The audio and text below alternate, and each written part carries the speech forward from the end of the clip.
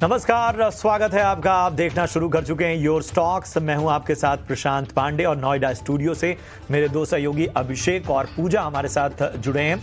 सबसे पहले बाजार पर एक नज़र डालें तो अच्छे ग्लोबल संकेतों से आज दोनों ही इंडेक्स में हम देखें कि बेहतर एक माहौल बनता हुआ नज़र आ रहा है। निफ्टी जो है वो लगभग 190 अंक ऊपर इस वक्त कारोबार करता हुआ, वहीं निफ्टी बैंक में देखें तो 350 अंक का उछाल यहां पर साफ तौर पर नजर आता हुआ। यहां पर Hindalco, tech Mahindra, ONGC, LTI, Mindtree और आयशर जैसे स्टॉक्स इस तेजी को लीड करते हुए 1605 स्टॉक ऐसे हैं जो कि इस वक्त बाजार में हरे निशान में कारोबार कर रहे हैं। वहीं 586 स्टॉक्स ऐसे हैं जो कि दबाव में कारोबार करते हुए नजर आ रहे हैं। तो बाजार से अच्छे संकेत और इन संकेतों के क्या मायने हैं, बाजार छुट्टी के बाद जिस तरह का माहौल बाजार में नजर आ रहा है, इसके बाद बाजार कहां नजर आ रहा है, इस पर एक नजरिया लेते हैं। हमारे साथ जियोजीत फाइनेंशियल सर्विसेज के गौरांग शाह और अरिहंत कैपिटल के रत्नेश गोयल जी जुड़ चुके हैं। आप दोनों का बहुत बहुत स्वागत। रत्नेश, सबसे पहले मैं आपके पास आना चाहूंगा। बाजार में आज हरियाली और बहुत ही बेहतर संकेत बाजार से मिलते हुए किस तरह से आकलन करेंगे मौजूदा बाजार का? Good morning everyone. सभी दर्शकों को नमस्कार। बाजार में काफी बड़ा गैप अप हमको ओपन देखने को मिला, बट वापिस से वही है कि इस गैप अप को बाजार सस्टेन करता है कि नहीं करता। हालांकि बाजार का स्ट्रक्चर थोड़ा सा बिल्कुल चेंज हो चुका है। बाय ऑन डिप्स के बाजार पे हम आ चुके हैं। जो ऊपर का मेजर सप्लाई जोन है वो 19,700 से 800 की रेंज रहेगी। अगर ये इसके ऊपर निकलेगा तो ही हम वापिस से फिर नई तेजी मतलब जो नए हाई जो प्रीवियस हाई हमने देखे उसको हम क्रॉस कर देंगे। पर अभी थोड़ा-सा एक बार यहाँ पे एक जो 19,700 से 800 की रेंज है, यहाँ पे एक थोड़ा-सा सप्लाई ज़ोन है, यहाँ पे थोड़ा-सा हमको सप्लाई देखने को मिलेगा। थोड़ी-सी प्रॉफिट बुकिंग यहाँ पे ज़रूर लेने की एडवाइस रहेगी जिन्होंने थोड़ा-सा नीचे में ले रखा है। मेरे हिसाब से 19,500 इतनी आसानी से अब तोड़ेगा नहीं, ये बहुत अच्छा सपोर्ट ज़ोन बन चुका है, तो यहाँ पे खरीदारी की वापस चेष्टा रहेगी। तो ओवरऑल थोड़ा-सा इस रेंज में इतने बड़े गैप अप के बाद में थोड़ा-सा इस रेंज में हम कंसोलिडेशन कर सकते हैं 1-2 दिन। बाकी ओवरऑल पिक्चर बिल्कुल ठीक दिख रही है। मेरे हिसाब से बाय एंड डिप्स 19,500 400 के 450 के आस-पास में बिल्कुल खरीदारी करना चाहिए। बैंक निफ्टी में मुझे ऐसा लगता है कि थोड़ा-सा आउट परफॉर्मेंस हमको देखने को मिलेगा, क्योंकि डेली चार्ट पे एक 200 मूविंग एवरेज के पास में हैमर कैंडलस्टिक फॉर्मेशन हमको देखने को मिला। वीकली चार्ट पे भी आप देखेंगे तो काफी अच्छा एक फॉर्मेशन बनाते हुए दिख रहा है। तो मुझे ऐसा लगता है कि बैंक निफ्टी एक बार कहीं पे भी 44,500 के ऊपर निकलती है तो काफी अच्छी एक तेजी हमको देखने को मिलेगी, जो कि 45,500 तक लेके जाएगी। वहां से 800 से 1000 पॉइंट की तेजी 44,500 के बाद में देखने को मिलेगी हमको। तो एक वो थोड़ा-सा मेजर सप्लाई ज़ोन है 44,500, उस पे थोड़ी-सी निगाह रखें, उसके ऊपर निकले जरूर तेजी करें। नीचे में वापस से कहीं अगर 13,800 से 900 के रेंज में आ जाता है तो वहाँ पे वापस खरीदारी करने की। ओवरऑल बैंक निफ्टी में भी एक अच्छा सेटअप बन चुका है, तो इसमें भी खरीदारी की चेष्टा रखें। बाय ऑन डिप्स पे बिल्कुल कायम रहे इस पे। ठीक है, तो बाय ऑन डिप्स की रणनीति अपना के चले बाजार में दोनों इंडेक्सेस में। अब सवाल जवाब का सिलसिला भी शुरू करेंगे। हमें व्हाट्सएप पर सवाल आया है कोलकाता से ममता जी का। इनका सवाल है आरवीएनएल पर 100 शेयर्स इन्होंने 192 पर लिया हुआ है, थोड़े ऊपरी स्तर पर ले लिया था क्योंकि हम देख रहे हैं कि 199 तो कंपनी का 52 वीक हाई है, उन स्तरों के पास लिया और वहां से स्टॉक थोड़ा नीचे आ चुका है। गौरांग, आपसे सवाल होगा, आरवीएनएल पर फिलहाल तो नुकसान में है लेकिन बने रहने की सलाह देंगे अगर लॉन्ग टर्म निवेशक है तो? धन्यवाद पूजा आपका, और आप सभी को शुभ प्रभात हमारे तरफ से। तो सेक्टर के ऊपर यानी कि भारतीय रेल से जुड़ी हुई जो कंपनियां हैं, चाहे वो सरकारी हो या फिर निजी क्षेत्र की कंपनियां हो, उस पर मैं टिप्पणी करूंगा। रेल विकास निगम के ऊपर कोई स्पेसिफिक कवरेज नहीं है, इसलिए विशेष रूप में टिप्पणी नहीं कर पाऊंगा, लेकिन एक ब्यौरा आपके सामने रखने का प्रयास कर रहा हूं। हमारा अनुमान यह कहता है कि रेलवे क्षेत्र से जुड़ी हुई जो भी सक्षम और मजबूत कंपनियां हैं, फिर वो चाहे सरकारी हो या निजी क्षेत्र की, आने वाले समय में जिस तरह की योजनाएं सरकार ने रेल मंत्रालय के तरफ से हमने सुनी है, जो भी कदम उठाए जा रहे हैं, उसको देखते हुए मैं लग रहा है कि रेलवे में फिर वो कोचेस बनाने वाली फैक्ट्री हो या फिर विस्तार योजना हो भारतीय रेल को लेकर के, या फिर एंटी कोलिजन सिस्टम जो सिग्नलिंग सिस्टम होती है वो हो, या फिर आधुनिक तकनीक से बनाने वाली नए train, high speed corridors, dedicated freight corridors वगैरह जो भी हो। रेलवे स्टेशंस का भी आधुनिकीकरण हो रहा है। तो ये पूरा समीकरण अगर मैं सामने रखता हूं तो हमें लग रहा है कि जिस प्रकार से रक्षा क्षेत्र से जुड़े हुए शेयर यानी कि डिफेंस सेक्टर से जुड़े हुए कंपनियों ने रुझान पिछले 1.5-2 साल में दिया है, उसी प्रकार का रुझान आने वाले समय में लंबी अवधि के लिए रेलवे से जुड़ी हुई कंपनियां देगी। तो ये निर्भर करता है कि आपने किस दृष्टिकोण से कौन सी कंपनी में निवेश किया है।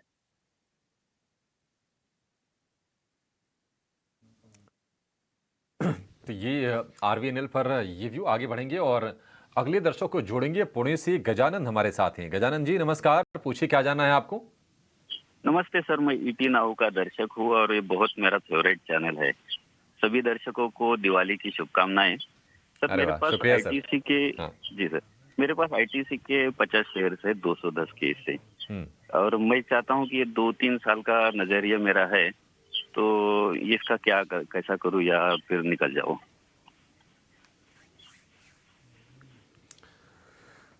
2 से 3 साल का नज़रिया है और हम उम्मीद करके ये चल रहे हैं कि 2 से 3 साल पहले कम से कम इन्होंने शेयर लिए होंगे और शेयर ने रिवॉर्ड भी किया। हमने 500 रुपये के आसपास तक के स्तर देखे। गौरांग, आईटीसी आप ही व्यू दीजिए, क्योंकि हमने देखा था कि जब से होटल कारोबार के डीमर्जर वाली जब वो खबर आई उसके बाद बिल्कुल शेयर रेंज में ही चला गया। अगर आप पिछले 3 महीने देखेंगे तो बिल्कुल टाइट नैरो रेंज में ये शेयर ट्रेड कर रहा है। 435-40 के बीच के भाव अभी तो दिख रहे हैं। लेकिन क्या 2-3 साल और देना ठीक है, या फिर चूंकि इनके पैसे डबल से तो ज्यादा हो ही रहे हैं तो यहां से मुनाफा वसूली कर लें और किसी बेहतर मौके की तलाश करें बाजार में?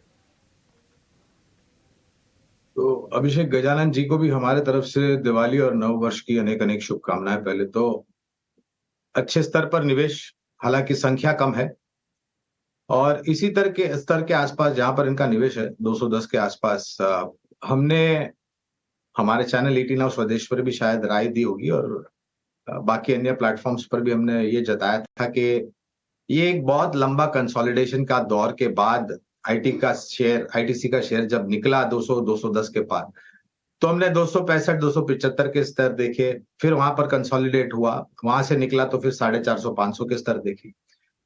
फिलहाल तो बुनियादी तर्क के आधार पर खरीदारी की राय है और मैं इनको ये भी राय दूंगा, क्योंकि इनके पास संख्या कम है और इनका निवेश का स्तर करीबन, पहले निवेश का स्तर 210 का है, मौजूदा स्तर करीबन 435-440 के आसपास। अगर इनके पास निवेश लायक रकम है या पूंजी है लंबी अवधि के लिए, जो ये बता रहे हैं 2-3 साल के लिए, तो मैं इनको ये राय दूंगा कि आप अपने निवेश को बढ़ाएं, केवल मात्र 50 शेयर पर सीमित न रखें।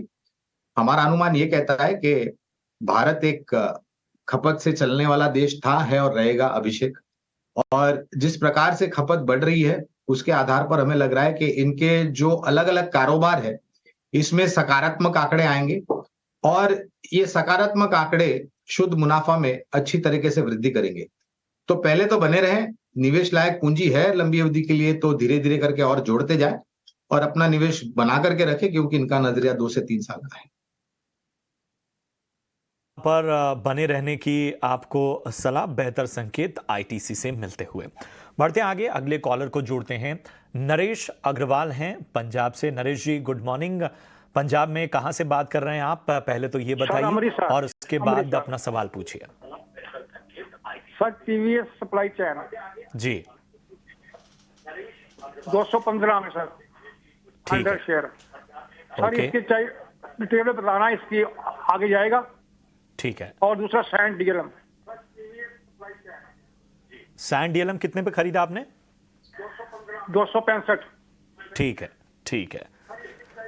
तो सबसे पहले सैंड डीएलएम की आपको बधाई देनी होगी, क्योंकि आपने बहुत अच्छे स्तर पे यहाँ पर एंट्री ली है और आपके जो भाव है उससे डबल हो चुका है ये स्टॉक। और चलिए, चूंकि टीवीएस सप्लाई में जो आपकी खरीदारी है यहाँ पर आपको थोड़ा सा नुकसान होता हुआ, तो यहाँ पर सबसे पहले एक नज़रिया लेते हैं। रत्नेश जी, टीवीएस सप्लाई चेन क्या नज़रिया होगा? 215 की खरीद है। हालांकि नई लिस्टिंग इतना ज्यादा चार्ट नहीं, पर जो भी चार्ट है उसके अकॉर्डिंग मैं बोलना चाहूंगा कि अभी थोड़ा सा इसमें बने रह सकते हैं। कंसोलिडेशन का दौर चल रहा है। अगर ये स्टॉप लॉस लगाना चाहते हैं 200 रुपए का एक स्टॉप लॉस से बने रहे। ऊपर में बहुत बड़ा टारगेट तो नहीं, एक बार 220 के ऊपर निकलेगा तो ये कहीं ना कहीं 230 तक जा सकता है। वहां पे मेरी मुनाफा बांधने की इनको सलाह रहेगी। तो आपको एक बेहतर राय टीवीएस सप्लाई पे मिलती हुई। सैंड डीएलएम में क्या करें, बहुत अच्छे लेवल पे इन्होंने 265 के भाव पे एंट्री लिया। साइन डीलर में मेरी इनको बिल्कुल बने रहने की सलाह है। ये स्टॉक कंटिन्यू अच्छा परफॉर्म कर रहा है, हाई फॉर्मेशन में है, हालांकि ये भी नई लिस्टिंग है। तो यहाँ पे मेरी एक सलाह है इनको कि एक 600 रुपए के स्टॉप लॉस से बिल्कुल बने रहे। यहाँ पे ऊपर में टारगेट 750 रुपए तक के दिखते हैं।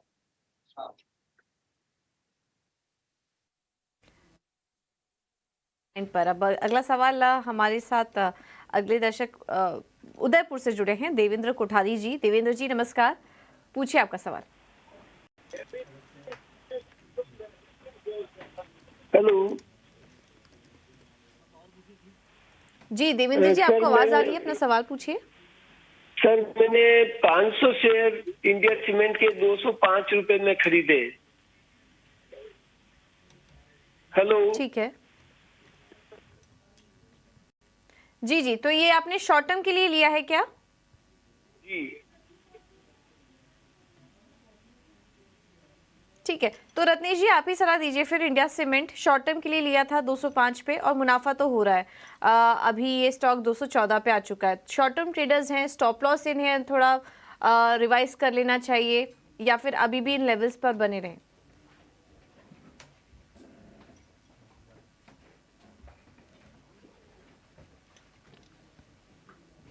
रत्नेश जी आपसे सवाल होगा इंडिया सीमेंट पर।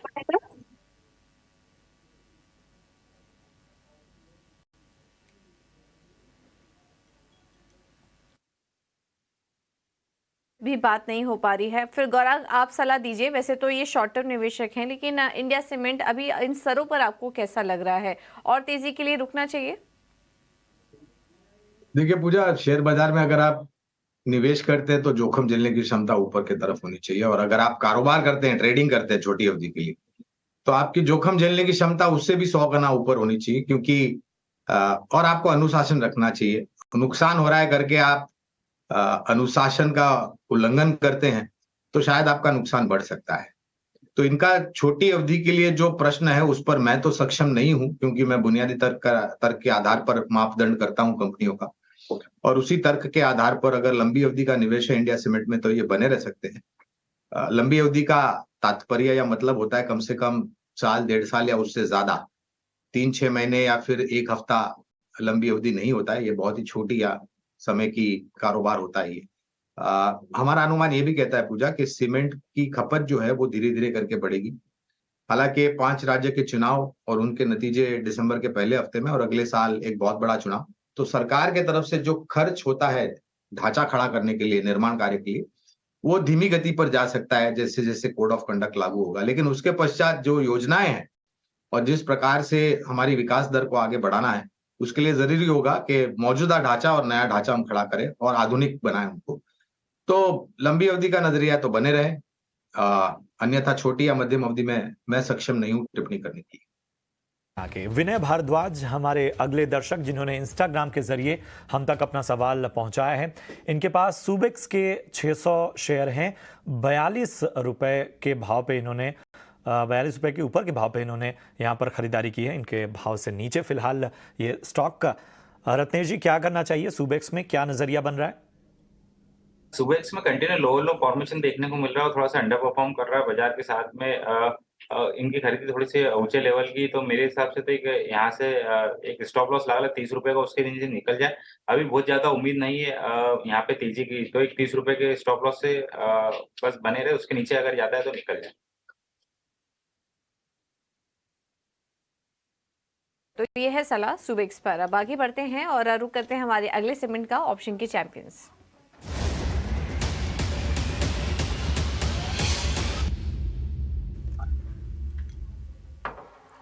और हमारे साथ इस वक्त ध्वनि पटेल जुड़ चुकी हैं स्ट्रैटेजी बताने के लिए। ध्वनि, थैंक यू सो मच इतना स्वदेश को समय देने के लिए। बताइए आपकी स्ट्रैटेजी क्या होगी आज?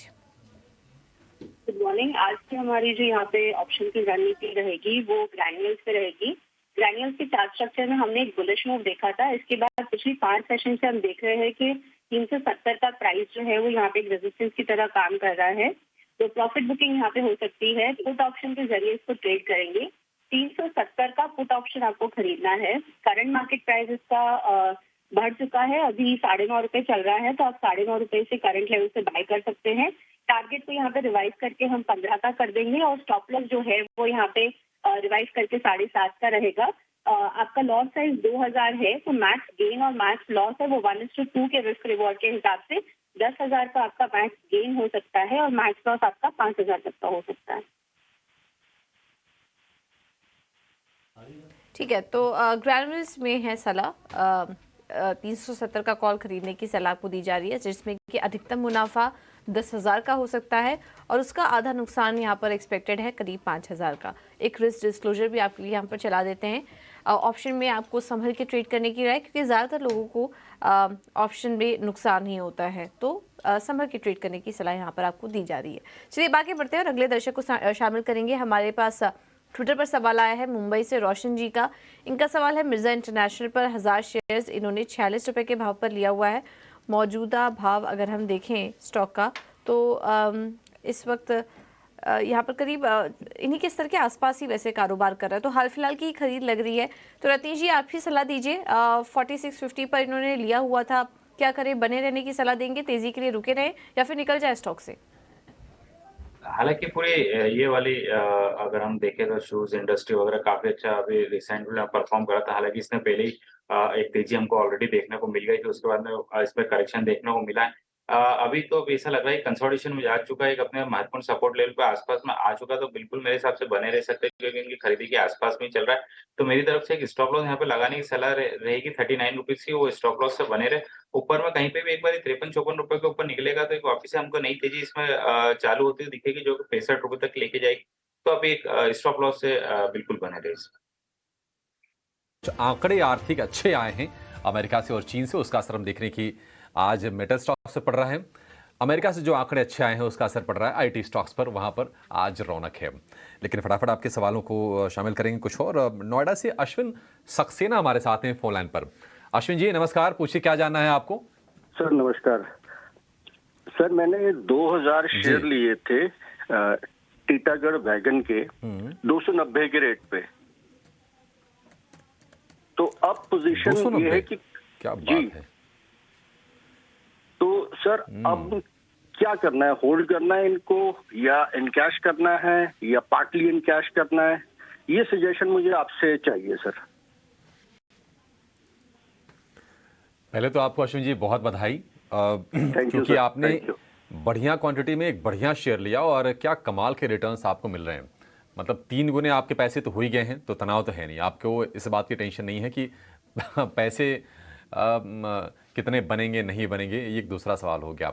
अब होल्ड करना नहीं करना है इसके बारे में व्यू समझ लेते हैं। गौरांग सर, टीटागढ़ रेल एक बहुत ही शानदार रफ्तार हमने देखी है इस शेयर में भी, तमाम रेलवे शेयरों के साथ साथ, और इनके जो भाव हैं 290 वाला शेयर हो गया है अब 830 रुपए के आसपास का, लगातार तेजी है। नुआमा की कुछ दिन पहले रिपोर्ट भी आई थी, वो 950 के आसपास के टारगेट सुझा रहे थे। तो इसमें निवेशित रहना है या फिर समझदारी ये होगी कि 2000 शेयर हैं तो 1000 शेयर बेच के प्रॉफिट टेकिंग कर लें, बाकी 1000 शेयर बनाए रखें? क्या करना चाहिए अभी? अभिषेक, अभी शुरुआत में आरवीएनएल को लेकर के एक प्रश्न था और मैंने विस्तार रूप में पूरे रेलवे क्षेत्र को लेकर के एक बहुत ही समझने वाली टिप्पणी करी थी। पहली बात, वहां पर मैंने सरकारी कंपनियों का भी जिक्र किया था और निजी क्षेत्र का भी कंपनियों का जिक्र किया था।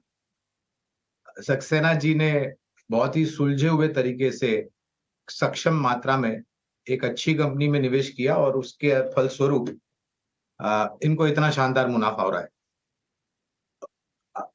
दिक्कत की बात अभिषेक ये है कि कवरेज दी है टीटागढ़ रेल के ऊपर, इसलिए विशेष रूप में टिप्पणी नहीं कर पाऊंगा, लेकिन एक सुझाव जो इन्होंने मांगा है, ये सुझाव के ऊपर मैं कुछ रोशनी डाल सकता हूं, बशर्ते कि ये अपनी समझ के हिसाब से काम करें। देखिए, शेयर बाजार में अभिषेक हम पैसे निवेश करते हैं ताकि हमारी पूंजी में वृद्धि हो और साधारण 15-20% सालाना अगर हमें मुनाफा मिलता है हमारे निवेश के ऊपर, तो वो एक अच्छा मुनाफा माना जाता है हमारे हिसाब से। 200 मेरे ख्याल से 210 या 250 के आसपास इन्होंने 2000 शेयर खरीदे हैं 830 का मौजूदा स्तर प्रति शेयर की मैं बात कर रहा हूं। तो ये 1000 नहीं, अगर 500 शेयर में भी ये अपनी सोच लगा करके बिकवाली की राय बनाते हैं, तो इन्होंने जो पूंजी निवेश करी थी वो तो घर आ जाएगी, लेकिन उसके ऊपर भी एक शानदार इनको मुनाफा मिलता है। तो आप अपने समझ के हिसाब से काम कीजिए। अगर आपको ये अच्छा लग रहा है कि थोड़ी बहुत संख्या, यानी कि जो पूंजी आपने निवेश की थी 2 साल पहले या 3 साल पहले इस शेयर में, उसके ऊपर 20% मुनाफा जोड़ करके उतनी मात्रा में, उतनी संख्या में अगर आप शेयर बेच देते, तो इससे क्या होगा कि आपके पास बाकी बचे हुए जो शेयर है वो निःशुल्क हो जाएंगे। इससे आपको चिंता नहीं रहेगी कि शेयर ऊपर जा रहा है या नीचे जा रहा है, और आप आराम से चैन की नींद सो सकते हैं और 2 रोटी ज्यादा खा सकते हैं। विशेष रूप में कवरेज नहीं अभिषेक, इसलिए टिप्पणी नहीं कर पाऊंगा। ठीक है सर, कवरेज नहीं है, लेकिन आपने जो बात कही ना बिल्कुल वो पते की बात है। और ये सिर्फ इस शेयर पर नहीं बल्कि आपके पास जो भी बाकी शेयर हो, अगर आपको प्रॉफिट हो रहा हो उसमें अप्लाई होता है। और सेक्टर के बारे में आपको व्यू दे दिया था गौरांग सर ने। एक टेक्निकल नजरिया भी ले लेते हैं शेयर पर। रत्नेश, टीटागढ़ रेल कहां पर स्टॉप लॉस लगा के अगर मन हो रखने का इस शेयर को, तो स्टॉप लॉस क्या रखना चाहिए? सपोर्ट लेवल्स कौन से हों जिसको फॉलो करना चाहिए? अगर इनको रखना ही है तो 680 रुपए का एक नई तरफ से स्टॉप लॉस रहेगा, वो स्टॉप लॉस लगा के बिल्कुल इसमें बने रह सकते हैं। तो 80 रत्नेश थोड़ा ज्यादा डीप नहीं हो गया? क्योंकि इनकी खरीदी काफी नीचे की है, तो मेरे हिसाब से अगर ये बने रहेंगे उसके पहले इसमें मुझे नहीं लगता है कोई बड़ी कमजोरी देखने को मिलेगी। उसके नीचे ही थोड़ा सा बड़ी कमजोरी देखने को मिलेगी, इसलिए मैंने इनको वो स्टॉप लॉस सुझाया है। जैसे सर ने, गौरांग सर ने बोला, अगर कुछ पार्शियली बुक कर लेंगे तो 680 के भी नीचे बेचेंगे तो मुझे नहीं लगता कोई नुकसान होगा। यहाँ से अगर ये स्टॉक वापिस से कहीं पे भी 870-80 के ऊपर निकलेगा तो फिर वापिस भी 4 डिजिट्स में हमको देखने को मिलेगा। ठीक है अश्विन जी, 680 वाला लेवल है जो चार्ट के हिसाब से सपोर्ट बनता है। बाकी आपकी श्रद्धा है कि आप अपने रिस्क को कहां तक लेके चलते हैं, मतलब किसके नीचे आपका कंफर्ट शेयर से खत्म हो जाता है। यह आपके लिए सलाह। आगे बढ़ेंगे। महाराष्ट्र से हर्षद हमारे साथ हैं फोन लाइन पर। हर्षद नमस्कार, आपके पास कौन सा शेयर है और क्या सलाह चाहिए? जी, हमको टाटा कंसल्टिंग के हमारे पास में 14 शेयर है और 3,526 रुपए के भाव से लिए है हमने। तो उसको हर्षद आपने कब लिया शेयर? ये अभी एक 10 अक्टूबर के पास लिए थे, पिछले महीने में लिए। ठीक है, हाल फिलहाल की ही खरीद है टाटा कंसल्टेंसी यानी कि टीसीएस की शेयर की। रत्नेश, जवाब आपसे चाहेंगे टाटा टीसीएस को लेकर। आज हम देख रहे हैं कि हालांकि आरटी शेयरों में रौनक है, और रौनक की वजह यह है कि अमेरिका में जो इन्फ्लेशन के जो आंकड़े आए हैं अनुमान से वो बेहतर साइड पर आए हैं। बढ़ने के का अनुमान था लेकिन वो सपाट आए हैं और ठीक ठाक आए हैं। इसके चलते आप तमाम आईटी शेयरों में आज तेजी देख रहे हैं। एलटीआई माइंट्री हो गया, टेक महिंद्रा हो गया, टीसीएस, इन्फोसिस, विप्रो, बड़े स्टॉक्स भी चल रहे हैं। टीसीएस क्योंकि हमने देखा है पिछले साल भर में कि 3500-3600 की रेंज में जाके ये शेयर एक बार फंसता है। सलाह क्या होगी आपकी इस पर रत्नेश? चूंकि 3500 रुपए से ऊपर के भाव की है इनकी बाइंग है, क्या अभी होल्ड करें, होल्ड करके रखें, इंतजार करें? इनका अगर नजरिया लंबा है तो ही होल्ड करना चाहिए। अगर ये ट्रेडिंग के लिहाज से लिया तो मुझे ऐसा लगता है कि अभी जो लार्ज कैप आईटी सेक्टर वो जो अंडर परफॉर्म कर रहा है, अभी थोड़ा सा और इनमें अंडर परफॉर्मेंस हमको कंटिन्यू देखने को मिलेगा। तो इतना जल्दी इनको इसमें रिजल्ट आते हुए नहीं दिखेगा, इतनी जल्दी मुनाफा आते हुए नहीं दिखेगा इनको। हालांकि ये बहुत इंपॉर्टेंट सपोर्ट लेवल है, तो यहाँ पे तो निकलने की सलाह नहीं है मेरी। हाँ, ये 3280 रुपए के एक स्टॉप लॉस से यहाँ पे थोड़ा सा बने रह सकते हैं। ऊपर में बहुत बड़ी तेजी तो नहीं, जैसे इनके खरीदी का भाव 3500-3600 के आसपास में वहीं तक वापस आते हुए दिखेगा, और वहां से वापस हम, मुझे ऐसा लगता है कि वहां पे फिर सप्लाई आ जाएगा। अगर इनके पास में निवेश के लिए थोड़ा सा और पैसा रहे तो 3460 के ऊपर निकलता है तो फिर वहां पे थोड़ी सी एवरेज कर ले, ऊपर में फिर कहीं पे भी 3600 के आसपास में आएगा तो फिर निकल सकते हैं। तो ये राय आपको मिलती हुई बढ़ते आगे एक अहम खबर आपके सामने लेकर आते हैं। ट्रांसमिशन उपकरणों की मैन्युफैक्चरिंग के लिए पीएलआई स्कीम जल्द आ सकती है। इस खबर पर ज्यादा जानकारी के साथ हमारे सहयोगी प्रकाश प्रियदर्शी जुड़ चुके हैं। प्रकाश, बताएं क्या है जानकारी?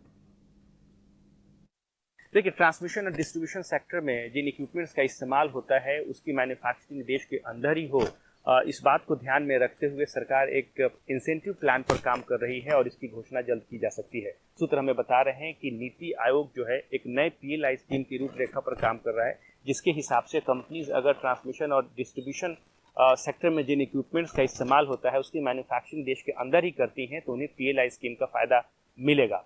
इस प्रस्ताव पर चर्चा की शुरुआत कर दी गई है और सूत्र हमें बता रहे हैं कि इस स्कीम की जो साइज है वो करीब 8 से 10 हज़ार करोड़ रुपए हो सकती है।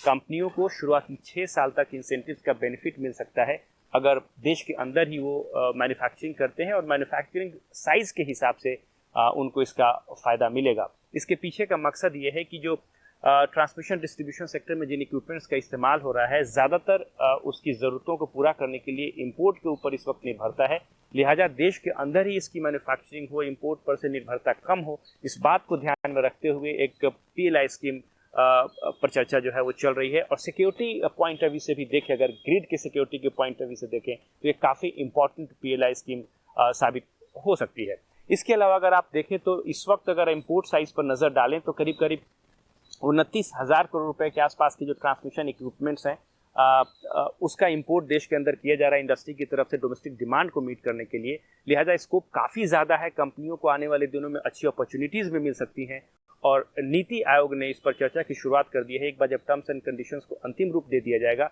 फिर इस स्कीम को, इस प्रस्ताव को जो एम्पावर्ड ग्रुप है कैबिनेट सेक्रेटरी की अध्यक्षता में उस कमेटी के पास, उस ग्रुप के पास भेजा जाएगा और उसके बाद इस स्कीम को अंतिम रूप दिया जाएगा। चलिए, बहुत बहुत शुक्रिया करेंगे प्रकाश आपका इस अहम जानकारी के लिए। तो आत्मनिर्भर बनता भारत जो मैन्युफैक्चरिंग सेक्टर है और अलग अलग उससे जुड़े जो उपक्रम हैं उन सभी में एक तरह से लगातार PLI स्कीम के ज़रिए संभावनाएं खोजी जा रही हैं, बेहतर बनाने की कोशिश और जो विदेशी निर्भरता है उसे कम करने की भी तैयारियां चल रही हैं। गौरांग सर, आपसे एक नज़रिया चाहेंगे मैन्युफैक्चरिंग सेक्टर और इस खास तौर पे इस खबर का, ट्रांसमिशन सेक्टर में जिस तरह की PLI स्कीम की तैयारी हो रही है और पहले से ही बहुत सारी योजनाएं और PLI सपोर्ट जो है वो मैन्युफैक्चरिंग सेक्टर को मिल रहा है, किस तरह से देखते हैं और कहाँ रखनी चाहिए नजर? बहुत ही सकारात्मक और सूझबूझ समझ के साथ मेरे ख्याल से सरकार अपनी नीतियों का आयोजन कर रही है और धीरे धीरे करके जमीनी स्तर पर इसको लागू कर रहे हैं। प्रशांत, ये सब इसलिए हो रहा है क्योंकि जो आने वाले 3 या 5 सालों में मौजूदा जो ऊर्जा उत्पादन करने की क्षमता है उसमें करीबन 360 या 370 जिगावाट्स एक बहुत बड़ी मात्रा होती है प्रशांत। ये नई ऊर्जा उत्पादन क्षमता जोड़ने की बात सरकार कर रही है। अब जाहिर है जब आप इतनी बड़ी मात्रा में नई ऊर्जा उत्पादन क्षमता जोड़ेंगे, फिर वो चाहे वायु से होने वाली ऊर्जा हो, सूर्य किरण से उत्पादन करने वाली ऊर्जा हो या फिर कन्वेंशनल हाइड्रो या फिर कोल ड्रिवन हो, आपको ऊर्जा उत्पादन करने वाली जगह से इस ऊर्जा को ग्राहकों तक पहुंचाने के लिए जरूरी पड़ेंगे transmission line, distribution line, transformers, rectifiers वगैरह वगैरह। और जो मात्रा में अभी आपके सहयोगी बता रहे थे हम इंपोर्ट करते हैं, तो make in India, made in India, vocal for local, आत्मनिर्भर भारत, ये सब योजनाओं में मेरे ख्याल से बहुत बड़ा फायदा मिलेगा। तो इसमें से कुछ कंपनियां जो मेरे ध्यान में आ रही हैं, जैसे अभी आपके स्क्रीन पर BHEL के कंपनी का फ्लैश हो रहा है, उसके साथ साथ जो ट्रांसफॉर्मर्स और रेक्टिफायर्स बनाती है कैपिटल गुड्स इंजीनियरिंग की कंपनियां हैं, मिसाल के तौर पर KEC इंटरनेशनल है, L&T जैसी कंपनियां हैं, इनको फायदा मिल सकता है अगर वास्तविकता में ये हकीकत बन जाती है।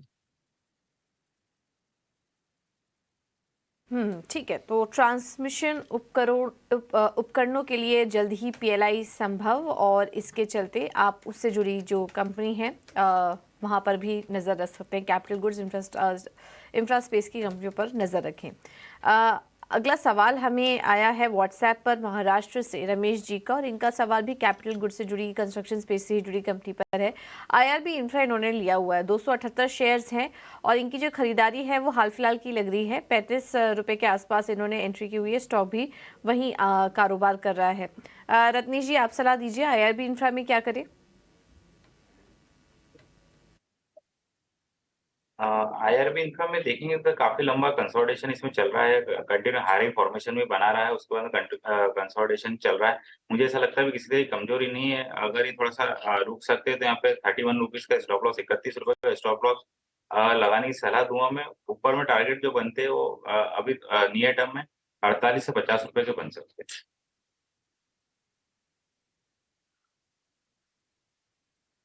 ₹10 IRB इंफ्रा के लिए टारगेट बढ़िया है।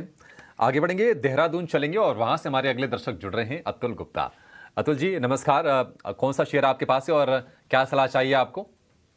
हाँ, मैं नमस्कार साहब, बहुत बहुत धन्यवाद मेरा क्वेश्चन लेने के लिए ईटी नाउ स्वदेश पे, और दिवाली की भी शुभकामनाएं। मेरे पास बोरोसिल रिन्यूअल के शेयर हैं, 200 शेयर हैं, जो मैंने सितंबर 2022 में 570 के उससे लिए थे, और पंजाब एंड सिंध बैंक के 1000 शेयर हैं, दिसंबर 22 में लिए थे 42 रुपए के हिसाब से। तो इस पे मैं लॉन्ग टर्म के लिए भी रख सकता हूं। सिंध बैंक। अतुल जी एक और जवाब दीजिए, ये दोनों शेयर आपने क्या किसी की सलाह पर लिए थे, आपने खुद रिसर्च की थी, कहीं से आपको टिप मिली थी व्हाट्सएप के जरिए या फिर मैसेज के जरिए? नहीं, ये बोरोसिल रिन्यूअल का तो मैं चैनल पे ही देखा था, जो मुझे ध्यान आ रहा है। अच्छा। सितंबर में रिकमेंडेशन थी ईटी नाउ पे ही। ओके, ठीक है, ठीक है। एक सलाह अतुल जी आपको हम दे देते हैं कि आप ना हमेशा, अगर आप ट्रेड का नजरिया हो 2-3 महीने का, तो स्टॉप लॉस जो बताया जाए ना उसको जरूर फॉलो कीजिए। निवेश को लेकर दिक्कत नहीं है, वो तो आप अपना टाइम फ्रेम तय कर सकते हैं कि 1 साल, 3 साल, 5 साल कितना रखना है, उसके भी रिव्यू करने चाहिए। लेकिन ट्रेड में स्टॉप लॉसेस को बहुत ही निगरानी के साथ फॉलो करने की जरूरत पड़ती है। बोरोसिल रिन्यूएबल 570 के भाव पर खरीदा है और उसी भाव से फिर शेयर ये घूम के नीचे आ गया है गौरांग सर। उम्मीद करेंगे कि आपके कवरेज लिस्ट में हो ये, और अब ये 430 रुपए का भाव है, यानी कि प्रति शेयर 140 रुपए के आसपास का नुकसान है। क्या सलाह देंगे? समय देंगे तो इस नुकसान की भरपाई ये शेयर करके देगा? अगर हाँ तो समय कितना देना पड़ेगा, ये बताइए आप। अभिषेक, क्षमा चाहूंगा, आपकी उम्मीदों पर हम खरे नहीं उतर पा रहे हैं, क्योंकि ना तो बोरोसिल रिन्यूएबल पर कवरेज है और ना ही पंजाब एंड सिंध बैंक पर कवरेज है, तो मैं विशेष रूप में टिप्पणी नहीं कर पाऊंगा, मैं क्षमा चाहूंगा। नहीं सर, ठीक है, ठीक है। हम रत्नेश जी से इस पर व्यू लेते हैं। रत्नेश जी, अब तो ये काफी नीचे आ गया है, यहां से आप किस तरह की चाल देख रहे हैं? कोई फिर से इसमें रिबाउंड के आपको संकेत मिल रहे हैं? क्या कोई फ्रेश लेग ऑफ इसमें तेजी होगी बोरोसिल रिन्यूएबल में? बोरोसिल हालांकि कंटिन्यू लोअर लो फॉर्मेशन से और अपने की एवरेज के नीचे ट्रेड कर रहा था, तो एक बार थोड़ा सा इनको पेशेंस रखना पड़ेगा। कहीं पे भी जब ये 400 से 490 के ऊपर क्लोज देगा तो फिर इसमें एक वापस एक फ्रेश रिबाउंड तेजी होगी। तो अगर इनके पास निवेश के लिए थोड़ा सा और पैसा रहेगा तो 490 के ऊपर बंद देता है तो वहाँ पे जरूर एक वापस से एवरेज कर सकते हैं, तो 550 रुपए तक आएगा तो वहाँ पे इनको एक एग्जिट मिलेगा। हालांकि अभी यहाँ से क्योंकि इनको ऑलरेडी बहुत ज्यादा थोड़ा सा नुकसान हो रहा है, फिर भी अगर ये स्टॉप लॉस यहाँ से लगाने की सलाह रहेगी मुझे 400 रुपए की, उसके नीचे जाता थोड़ी सी वीकनेस और इसमें बढ़ सकती है, तो वो एक स्टॉप लॉस लगा और ऊपर के लेवल ध्यान रखे 490, उसके ऊपर क्लोज करा थोड़ा सा फिर एवरेज वापिस से कर सकते हैं। कि हम चर्चा करेंगे टाटा टेक के आईपीओ पर। मेरे सहयोगी अभिषेक जुड़ गए हमारे साथ। अभिषेक, ओवर टू यू। जी बिल्कुल, टाटा टेक का आईपीओ अब फोकस में रहेगा। अगले हफ्ते ये आईपीओ खुलने जा रहा है और लंबा इंतजार किया है लोगों ने इस आईपीओ के लिए, क्योंकि चर्चाएं काफी दिनों से चल रही हैं। ईटी नाउ स्वदेश पर ही सबसे पहले आपको आईपीओ के बारे में जानकारी दी भी गई थी, लेकिन याद रखने वाली चीज ये है कि 19 साल के बाद टाटा ग्रुप की तरफ से कोई आईपीओ आ रहा है तो निश्चित तौर पर उम्मीदें भी बहुत होंगी और उत्साह तो खैर है ही। डिटेल आपके सामने रखते हैं। अभी तक कंपनी ने प्राइस बेंट का या फिर साइज का ऐलान नहीं किया है, लेकिन 22 से 24 नवंबर तक ये आईपीओ खुलेगा और पूरी तरह से ओएफएस होगा, यानी कि ऑफर फॉर सेल, जिसका मतलब ये है कि कंपनी में पैसे नहीं जाएंगे, लेकिन कंपनी के जो प्रमोटर है या फिर जो बड़े निवेशक हैं उनकी जेब में पैसे जाएंगे। प्रमोटर है टाटा मोटर्स, 74% से ज्यादा की हिस्सेदारी है, तो निश्चित तौर पर सबसे ज्यादा फायदा टाटा मोटर्स को ही यहां पर होने वाला है। टाटा मोटर्स करीब 4.5 करोड़ शेयर बेचेगी और अगर हम इक्विटी के हिसाब से देखें तो 11.5% के आसपास की अपनी होल्डिंग को वो डाइल्यूट करेगी, यानी कि उसको बेचेगी। पहले 8 करोड़ शेयर बेचने की खबरें आ रही थी, लेकिन अब जो डिटेल निकल के आई है उसके हिसाब से 4.5 करोड़ शेयर ही टाटा मोटर्स बेचेगी। अगर हम और बड़े निवेशकों की बात करें जो कि अपने स्टेक को ऑफलोड करेंगे, थोड़ा सा बेचेंगे, तो टाटा मोटर्स के अलावा अगर आप देखें तो अल्फा टीसी होल्डिंग करीब करीब 7.25% के आसपास की उनकी हिस्सेदारी है, वो करीब 2.5% अपनी होल्डिंग बेचेंगे। टाटा कैपिटल ग्रोथ, इसको भी आप टाटा ग्रुप के साथ ही जोड़ के देख सकते हैं, 1.2% स्टेक ये बेचेगी और करीब करीब फिलहाल 3.5% के आसपास की हिस्सेदारी है। अच्छा, अब टाटा टेक्नोलॉजीज करती क्या है, जरा इसको जान लीजिए।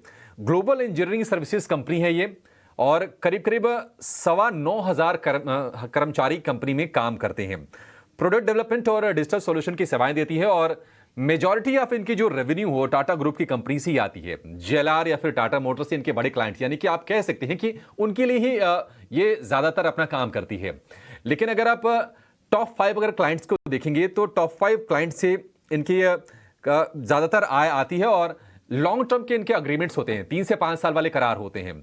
अगर फाइनेंशियल्स की बात करें तो लगातार कंपनी मजबूत हुई है, और 2022 में जो आय की ग्रोथ थी वो थी 46% की, और अभी तक का जो साल बीता है 23-24 में, उसमें बहुत ही शानदार परफॉर्मेंस कंपनी ने निकाल के दिया है। एक और बिजनेस में एंट्री किया इन्होंने, IGIT प्लेटफॉर्म के जरिए एजुकेशन बिजनेस में एंट्री की है, तो एक नया सेगमेंट भी कंपनी तलाश रही है। अगर हम आय की बात करें कि भारत से कितनी आय आती है, दुनिया भर से कितनी आय आती है, तो भारत से करीब करीब 26% के आसपास की, यूरोप से करीब 24%, नॉर्थ अमेरिका से 22%, और बाकी जो बचता है करीब करीब 28% वो बाकी देशों से आता है। तो कह सकते हैं कि आय इनकी डाइवर्सिफाइड है, वो सेंट्रलाइज्ड नहीं है। अगर हम सर्विसेज की बात करें कि टाटा टेक करती क्या है, तो IT कंसल्टेंसी का काम करती है, SAP इंप्लीमेंटेशन का काम करती है, कैड और कैम इंजीनियरिंग की सेवाएं देती है, और डिजाइन कंसल्टेंसी का भी ये काम करती है। तो डाइवर्सिफाइड कारोबार है, एक बढ़िया कंपनी निश्चित तौर पर यह है। अगर हम टाटा मोटर्स की बात करें तो उन्होंने जो स्टेक एक्वायर किया था वो सिर्फ 7.5 रुपए के भाव पर किया था। Alpha TC holding, Tata capital growth जो कि अपने स्टेक्स को डाइल्यूट करेंगे, उन्होंने 25 रुपए के भाव पर यह निवेश किया था टाटा टेक में, और निश्चित तौर पर अब चूंकि आईपीओ आ रहा है, आईपीओ इन्हीं निवेशकों के लिए आ रहा है कि अपने स्टेक को डाइल्यूट करें, तो अच्छा खासा गेन वो रियलाइज करेंगे। लेकिन निश्चित तौर पर उत्साह रहेगा, बाजार की इस पर नजर रहेगी। अगले हफ्ते यह आईपीओ खुलने जा रहा है। बिल्कुल, तो ये पूरा एनालिसिस आपके सामने, हर जानकारी बहुत स्पष्ट तरीके से आपके सामने रख दी अभिषेक ने। चलिए अब एक बार बाजार को देखें, तो बाजार इस वक्त आप देखिए 190 के ऊपर, निफ्टी 190 अंक के ऊपर करीब टिका हुआ था, लेकिन फिलहाल थोड़ी सी यहाँ पर हल्की सी गिरावट, 180 के करीब इस वक्त तेज़ी यहाँ पर निफ्टी में। बैंक निफ्टी की बात करें तो 325 अंकों की तेज़ी यहाँ पर नज़र आती हुई। और चलिए आज चूंकि सेमीफाइनल का खुमार है, भारत न्यूजीलैंड सेमीफाइनल मैच से पहले ज़बरदस्त उत्साह देखने को मिल रहा है। मुंबई के मरीन ड्राइव से हमारी सहयोगी करिश्मा की आपको ग्राउंड रिपोर्ट दिखाते हैं।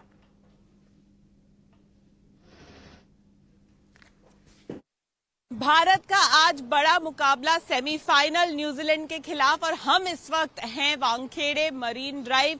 यहीं पर होगा भारत का सबसे बड़ा मुकाबला। आज आप देख सकते हैं लोग हैं यहाँ पर, उनसे बात करूंगी मैं। क्या कहना चाहेंगे, आज काफी इम्पोर्टेंट मैच है भारत के लिए? जी इम्पोर्टेंट मैच तो है, लेकिन जहाँ तक में इंडिया 9 में से 9 मैच जीती है, वो हिसाब से सेमीफाइनल इंडिया ही ले जाएगी, क्योंकि रोहित शर्मा फॉर्म, विराट कोहली फॉर्म में है, केएल राहुल फॉर्म में, ऑल इंडिया फॉर्म में है, मोहम्मद सिराज फॉर्म में, सब लोग फॉर्म में। सारे खिलाड़ियों के आपने नाम ले लिए हैं, अगर आप क्या कहना चाहेंगे, फेवरेट प्लेयर कौन है, किसी के लिए कोई मैसेज देना चाहें आज सेमीफाइनल के लिए? Virat is the favourite, but Virat की सेंचुरी भी आएगी आज। विराट की सेंचुरी भी होगी आज। आप क्या कहेंगे, आज का मैच काफी इम्पोर्टेंट है भारत के लिए, जीतना और फाइनल के करीब पहुंचना? आज का मैच भारत के लिए बहुत जी जान से मेहनत करना पड़ी, क्योंकि न्यूजीलैंड भी बहुत खिलाड़ी माहिर है, इसलिए हमारे प्लेयर्सों और बॉलर्सों को बहुत ध्यान से सटीक से प्लेइंग करना है और बॉलिंग करना है। भारत की आज ही नरेंद्र मोदी इंडिया जीतेगा, यहाँ पे नारे भी लग रहे हैं। और 2019 की अगर अगर बात की जाए तो इंडिया नंबर 1 था, न्यूजीलैंड 4 था, सेमीफाइनल हमारा। ठीक है करिश्मा, उम्मीद करेंगे कि शाम तक जश्न की तस्वीरें आए और मरीन ड्राइव की रौनक थोड़ी सी और बढ़ जाए। अब गौरांग सर, मुंबई मैच हो रहा है, 2 घंटे बाद मैच की शुरुआत हो जाएगी। आप जा रहे हैं, नहीं जा रहे हैं? आप उम्मीद तो हम बिल्कुल कर रहे होंगे, आप टीवी पे तो देखेंगे।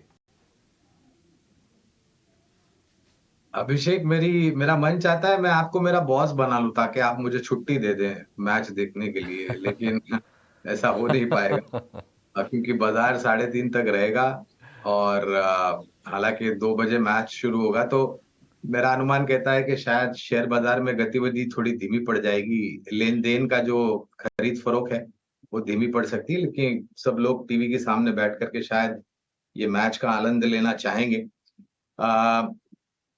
हमारा ऑफिस में जो कामकाज है वो समाप्त होने के बाद हम भी घर लौट करके टीवी के सामने इस मैच का लुत्फ उठाएंगे, आनंद लेंगे और हम शुभकामनाएं देना चाहेंगे हमारे भारत के क्रिकेट के बल्लेबाज को, गेंदबाजों को, कि पिछले 9 मैचों में जिस तरीके से उन्होंने अपनी अदाकारी मैदान में दिखाई है, उसी तरह की या फिर उससे कुछ ज्यादा आज, और शायद अगर हम आज जीत जाते हैं तो सेमीफाइनल में भी उसी तरीके से ये अपनी अदाकारी ग्राउंड पर दिखाए, खेल के मैदान में दिखाए और कप हमारे नाम लेके आए।